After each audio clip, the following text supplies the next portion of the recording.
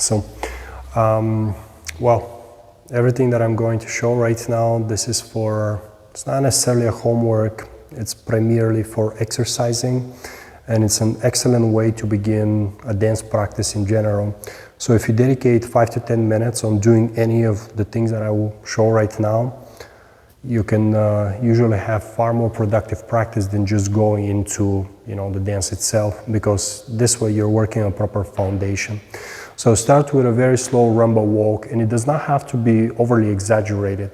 It's really just understanding of what the idea of standing foot versus moving foot does, where the standing foot basically is where your weight is typically, but the moving foot, which in my case is the right foot, can help me distribute the weight itself in different places. That moving foot of mine, the right foot, has the power to push me forward or to give me some room backwards. I can go all the way back weighted, and you can see that the right foot is still staying up actually. And it's really literally working as a spring just to kind of push me up and bring me back, right? So what I'm gonna do is I'm gonna take a few steps forward, right? So I will push myself through the right foot all the way forward, not losing my balance, but instead still controlling, allowing the right foot to swing forward, and then I'll get on the foot. Another important aspect of this exercise is making sure that your spine, I guess, is not dropping, or it's basically it should be always under your control. So you control the speed, though, it's very important. Also allowing the leg to go and then moving the spine over the foot. Allowing the leg to go and then moving the spine over the foot. And you can do X amount of those. Now, I've spoken about forward step only, which to me is typically what you need to do.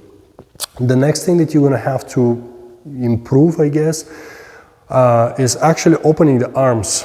And I've mentioned that a lot of people end up using like sticks, brooms of some sort. A reason why they do it is making sure their upper body, shoulders and so forth are not really fluctuating. It kind of keeps them level, which is the right thing to do. So you want to make sure that you see your arms. You don't have to use any sort of stick, but it's just an example. So I want to make sure I see my arms, and then I'll move out of the position and take a step. See my arms and then move out of the position.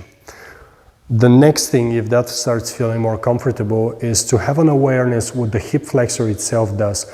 Typically the hip flexor comes more or less flat or square when the feet are together.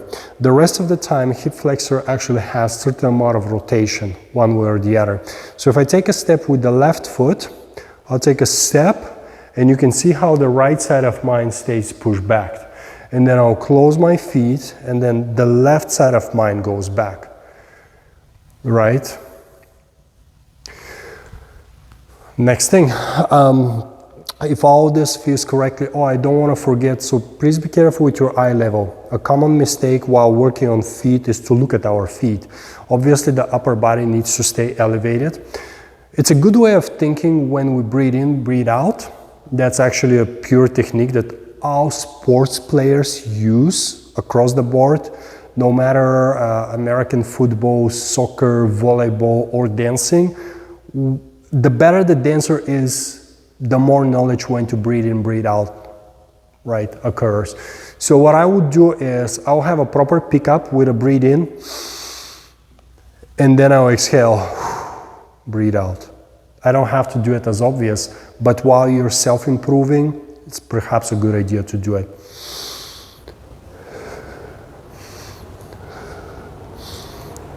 And so forth. The next thing that you would like to do is you would like to play a little bit with your arms. So I've mentioned that the arm itself, I try to think of it as 4 different sections of movement.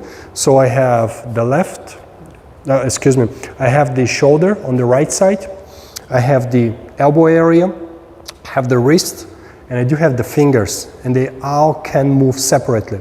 So what I would do is I'll commence the movement to the right through the shoulder itself, then I'll allow the elbow to swing to the side, wrist, and then fingers. And then on the way back, it more or less kind of works the same way. You can do the same thing with the both arms. You can also do them both arms at the same time, although that's not necessarily something that you typically do in dance. Typically one arm needs to be moving. So that's why perhaps doing one arm at a time is better. You can also do it forward, and it works the very same way. You would like that softness. While doing so, please monitor how high you're elevating, because typically you should be looking for more or less a line versus over elevation, because that's going to affect your shoulder as well, right? From here, you can definitely try applying the movement of the arm with the leg work itself. So I'll start with an open hold. And what I'm going to do is, while moving the right foot forward, I'm going to move the right arm forward. With that being said, I'm not trying to twist my body awkwardly. I'm actually trying to keep everything moving at the same direction, more or less. What you need to build is pure awareness of speed and one thing at a time. I think you have plenty of fluid action in general, but quite frequently you're mixing them and you're doing everything at the same time. So you would like to work on separation, to put it this way. The next exercise in line, I think it's rotations, more specifically spiral turn. So what we're going to do is we're going to open the arms. We'll take 2 steps, walk, walk. Then we're going to close the arms. We're going to turn without elevating, without going up. At the end of the turn, we would like to be over the foot that stepped last, which was the right foot of mine. I'm still over the right foot. And then from here, I can commence another set of 2 steps and then turn again. When it comes to arms, the arm starts open, walk, walk. The arms close first. Then I turn. Then I open. Walk, walk. Granted, you can do more walks. You can do 3, 4, 5, 6, 7 walks. It's just an exercise, so you're the designer of your exercise. You do X amount of walks, walk, walk, walk, walk. Great, I'm done walking. I'll drop my arms, I'll turn, and then I'll open the arms. And then I'll do the same thing.